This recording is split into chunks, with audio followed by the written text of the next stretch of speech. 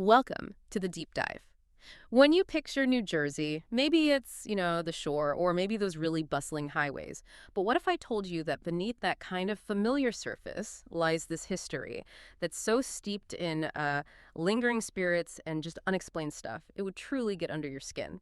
Today, we're not just scratching the surface. We're taking a thrilling, maybe spine-tingling journey into the Garden State's most haunted places. See, as one of the original 13 colonies, New Jersey carries centuries of history, and with it, just countless tales of spectral residents. So our mission for this deep dive is basically to pull out the most chilling bits of knowledge from our sources, give you a shortcut to understanding this rich, kind of dark tapestry of New Jersey's supernatural side. Get ready for some surprising facts, some really eerie legends, and just enough insight to hopefully keep you hooked as we navigate the state's most notorious paranormal hotspots. And I'm here to help us connect those historical threads. We're not simply listing off locations. We're digging into why these places are believed to be haunted. We'll look for patterns, maybe unique elements in the folklore, and consider how human experience, especially, suffering, seems to leave this persistent energetic residue, what some people call a psychic stain, right, on the environment itself. Okay, so to really get a handle on New Jersey's spectral landscape, we kind of have to start in its heart of mystery, the Pine Barrens, this huge, wild area. It practically radiates folklore. What is it about this place that makes it such a magnet for the unexplained? Well, it's the sheer scale, I think, and the isolation. It spans 7 counties. That alone lets these legends just flourish. What really stands out about the Pine Barrens isn't just like a collection of scary stories, is how the very absence of clear facts in such a wild landscape creates this fertile ground for the most, extraordinary myths. Right. From cryptids to, believe it or not, interdimensional portals. Right. It's almost as if the land itself demands an explanation for its mysteries, however strange. And the absolute classic explanation for anything weird happening there has got to be the Jersey Devil. Oh, absolutely. The legend traces back to 1735. Place called Estelville. Yeah. This woman, Deborah Leeds, already had 12 kids and supposedly cursed her 13th to be the devil. Wow. And it was born this horrifying creature. Wings, hooves, a horse-like head, claws, forked tail. It let out this chilling scream. It just flew off into the swamp. And people actually reported seeing it. Oh, yeah. Joseph Bonaparte himself, Napoleon's brother, he reported a sighting back in 1820. Then, fast forward to January 1909, there was this widespread panic across South Jersey. So many sightings and even attacks reported. Attacks? Yeah, it got so bad that schools actually closed. And get this, they offered a $10,000 bounty for it. $10,000 in 1909. That's huge. Exactly. Shows you the level of fear. And deep inside this wilderness, we find this other strange place, Ong's Hat, in Pemberton Township, a deserted village. Yeah, abandoned by 1936. But it's not just some old ghost town. Far from it. The isolation there gave rise to some really bizarre vanishing tales. Like there's this Polish couple who just disappeared. Years later, like 7 years, a skull was found, believed to be the woman's. Creepy. But what makes Ong's Hat really stand out is this interdimensional portal theory. Ah, yes. That one's wild. What's the story there? Well, the story goes that in the 1970s, some Princeton researchers were doing secret experiments out there involving wormhole travel. Wormholes in the Pine Barrens. That's the legend. It even claims some cult members built a portal, which led to this violent showdown with the U.S. government.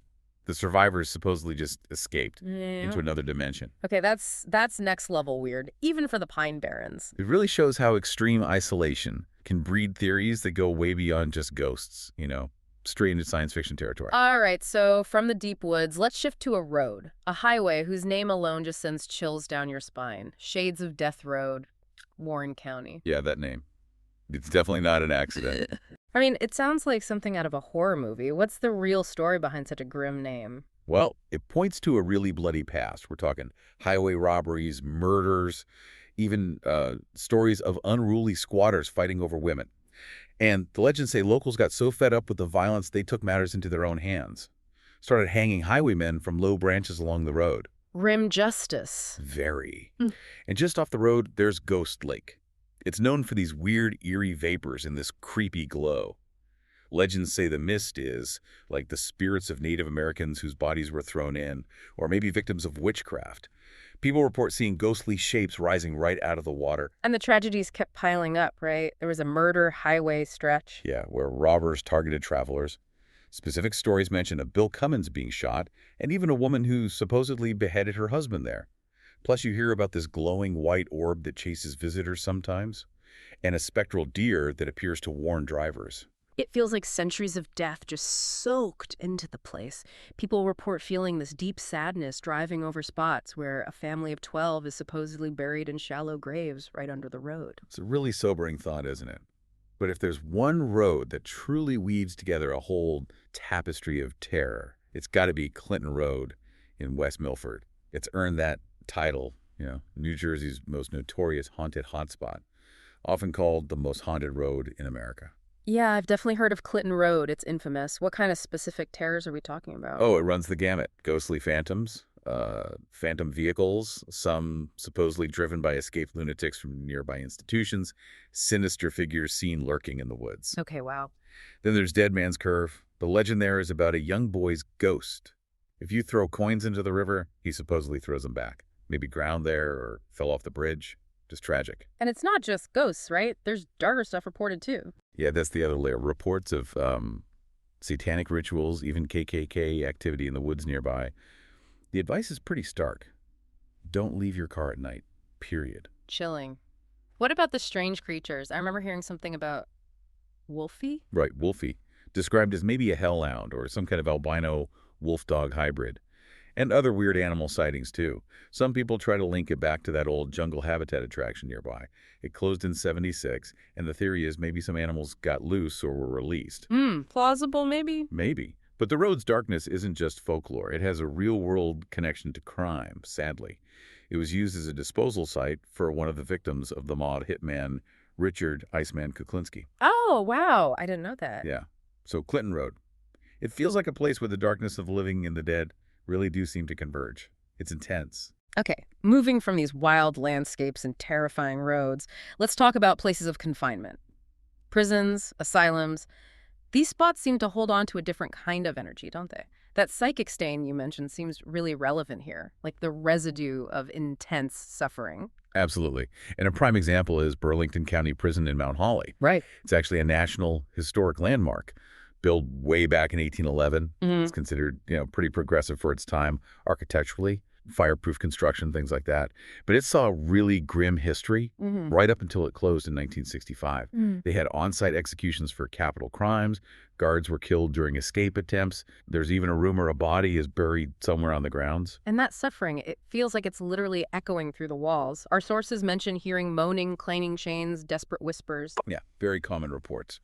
Plus sightings. A tall male spirit in uniform supposedly haunts the basement.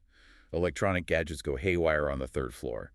And the death row cell, where Joel Klaff was held before being hanged in 1833 for a really brutal stabbing that's meant to be super active. People report moaning, chains rattling, even objects moving or levitating near the metal ring where they used to chain prisoners. It's just awful to imagine. It really is. And this pattern of profound suffering, it just continues when you look at places like Greystone Park Psychiatric Hospital in Parsippany. Another massive institution. Huge. Opened in 1876 as the New Jersey Lunatic Asylum. The building itself was enormous, like 675,000 square feet. It was meant for maybe a few hundred patients, but eventually housed over 7,500 people. 7,500? That's unimaginable crowding. Exactly. And decades of patient torment, controversial treatments. The folk singer Woody Guthrie was actually a patient there in the 1950s. Really? Woody Guthrie? Yeah. It left a huge psychic stain.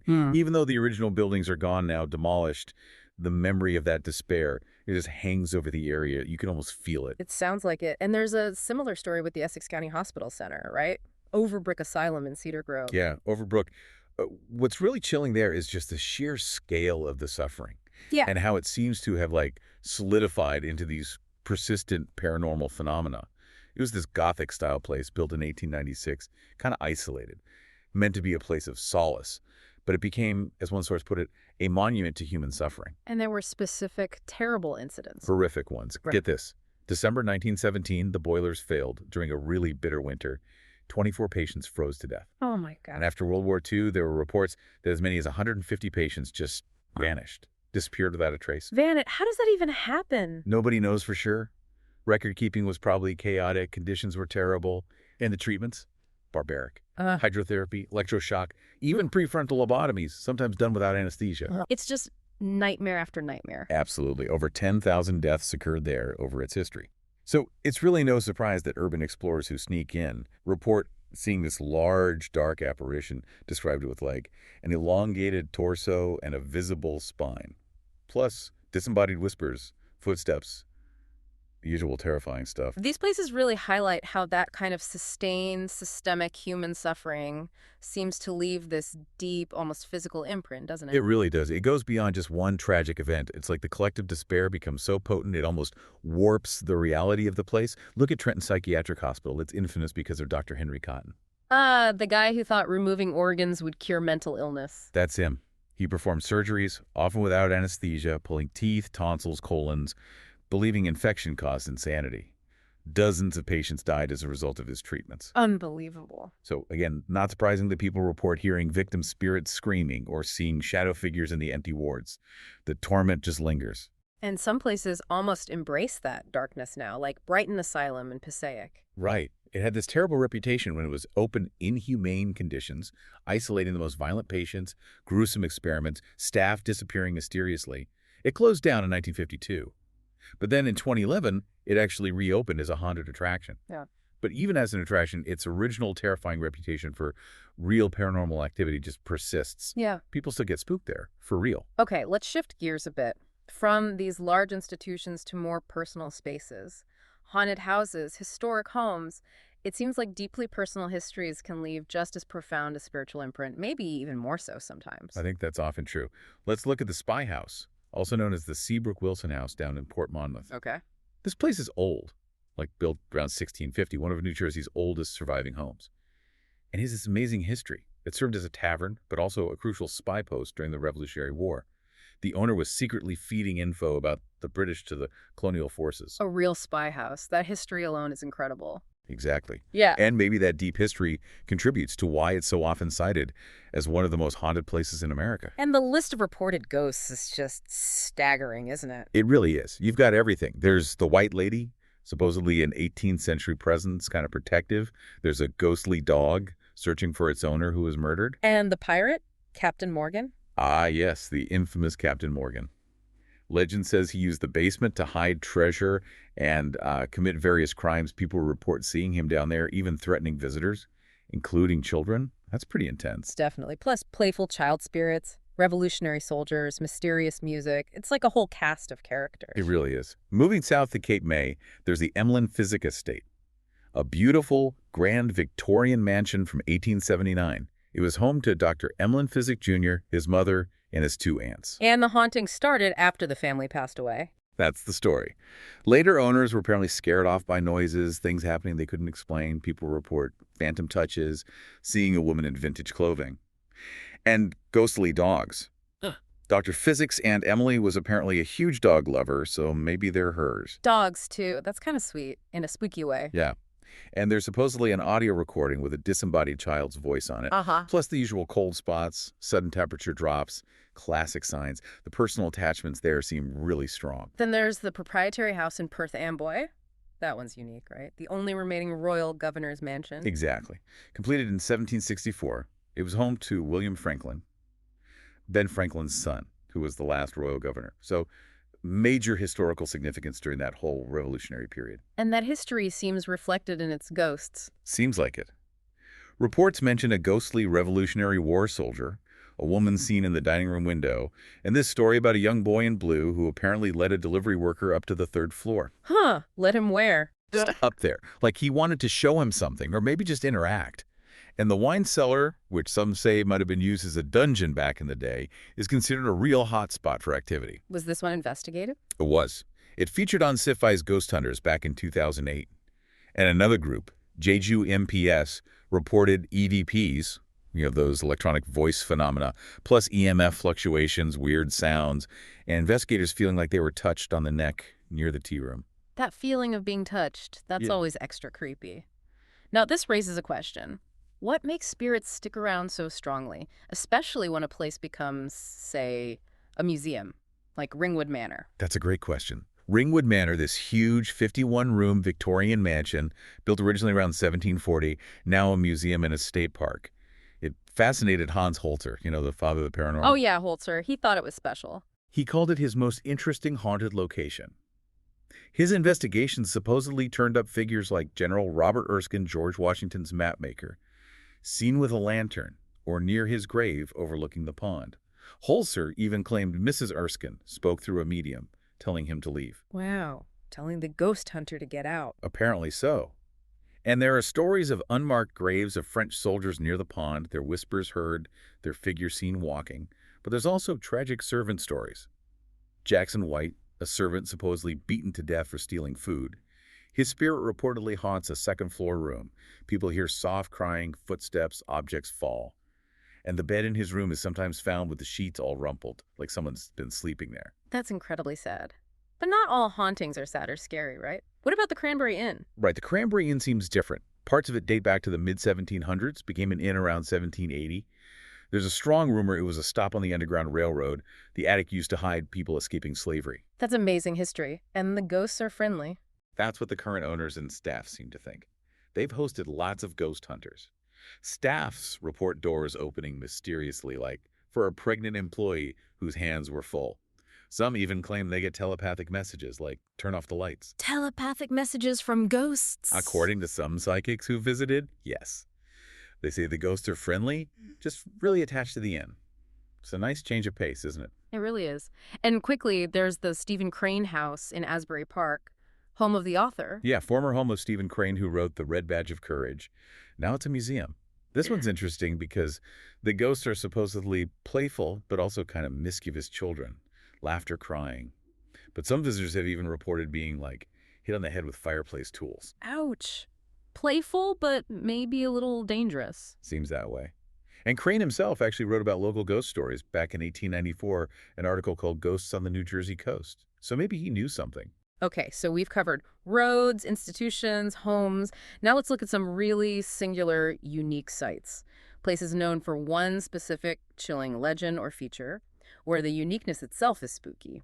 Let's start with Devil's Tower in Alpine. Ah, Devil's Tower. Yeah, this is an imposing one. It's this 6-story, Gothic-style stone clock tower, built around 1910 by a man named Manuel Rionda. The story goes he built it so his wife could have this amazing view of New York City. Sounds romantic, but there's a dark twist, isn't there? A very dark twist. The legend claims his wife looked out from the tower one day and saw him down below with another woman, and she leaped to her death from the tower. Rionda immediately halted construction. Oh, awful, and that tragedy led to a curse. That's the lore. They say if you drive around the tower 6 times backward, the wife's ghost will actually take control of your car. Might even make you veer into a tree. There's even a tragic story about some teenagers trying it, and one of them died. God, that's terrible. What about walking? Walking around it 6 times supposedly summons the devil himself.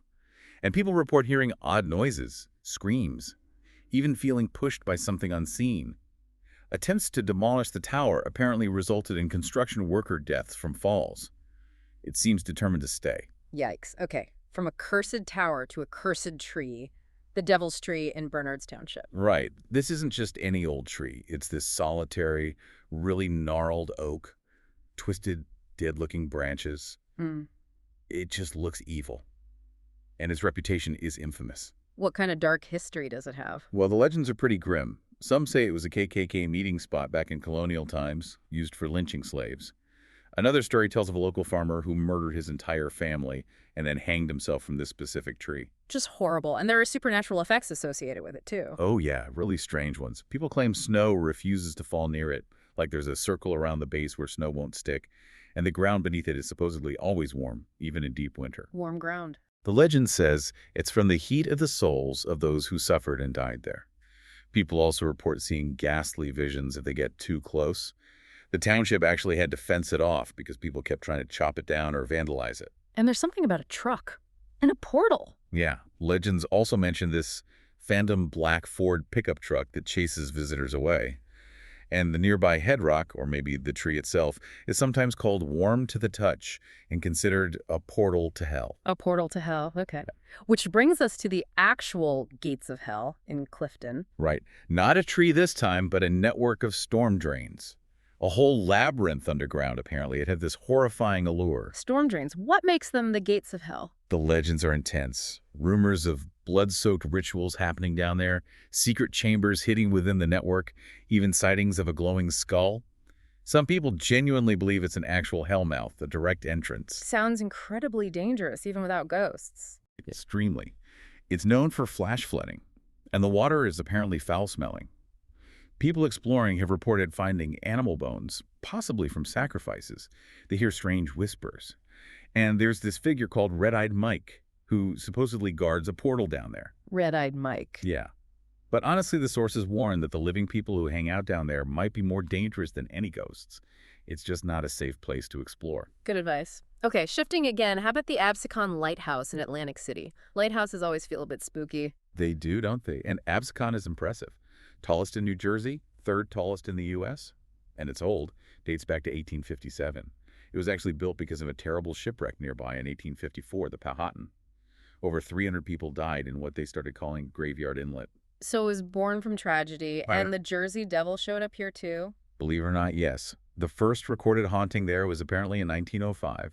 The lighthouse keeper claimed he saw the Jersey Devil perched right on top of the tower and actually fired a shotgun at it. No way. Did he hit it? Doesn't say. But other hauntings are more common. Unhinged laughter heard, footsteps going up the tower when no one's there, the heavy tower door opening and closing by itself, and smells pipe and cigar smoke, specifically. Oh, and people find dimes randomly appearing. Dimes. That's oddly specific. Isn't it? There are also apparitions, dark figures seen at the base, and spirits dressed in like 1800s military uniforms or civilian clothes wandering the ground looking kind of confused or It lost. may be connected to the shipwreck victims. Could be, or just a long history of the place. Cemeteries are another classic haunted spot like Riverview Cemetery in Trenton. Old one, right? Very old. Parts date back to a 1685 Quaker burial ground. Overlooks the Delaware River. Lots of politicians and war heroes buried there, including the Civil War General George B. McClellan. Any specific phenomena? One interesting story involves photos. A visitor took 3 pictures in quick succession. The first was normal, the second had this weird white orb floating in it, and the third was normal again, just anomalous. Orbs and photos. Always debatable, but interesting. Yeah. It also has some unique monuments, like a tombstone inspired by Edgar Allan Poe, shaped like a small door. They even do an annual Poe-themed luminary walk around Halloween. And finally, a really solemn, tragic site. The Hindenburg crash site in Lakehurst. Yeah, truly a place of profound tragedy. The site where the airship exploded back in 1937. It feels almost inevitable that there would be reports of lingering spirits there. It does, and there are reports ghostly screams heard at the site, apparitions seen. Paranormal investigators have recorded unusual energy readings there too. It suggests that maybe the spirits of those who died so suddenly and horrifically might still be tied to that spot, replaying those final moments. What an absolutely incredible and often chilling journey through New Jersey's haunted history. We've gone from, these vast, wild places like the Pine Barrens to the truly heartbreaking institutional walls of prisons and asylums. Yeah, and then the very personal histories embedded in old homes and taverns, right up to these really unique, singular spots like cursed trees and tragic crash sites. It really shows how these tales weave together history, folklore, and just genuine, sometimes terrifying mystery. It paints a picture of the state that's far more complex and, frankly, spooky than just beaches and turnpikes. Absolutely. And these stories, they're more than just, scary campfire tales. They preserve local heritage. They offer these glimpses, however fractured, into the lives, the intense sufferings, and sometimes the very final moments of the people who came before us.